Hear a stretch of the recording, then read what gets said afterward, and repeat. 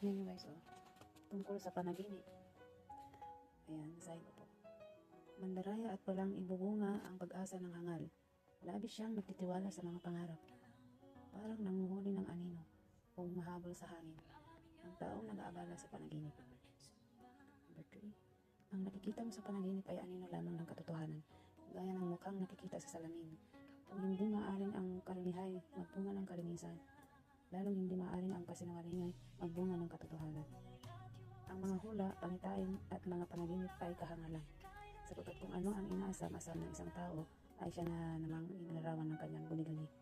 Hindi dapat pahalagahan ni naman ang panaginip.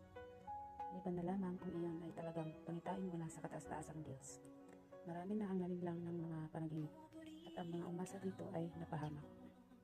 Hindi kailangan ang mga ito sa pagtupad ng kautusan. Sapat na ang kalinungang itinuturo ng mga tapat.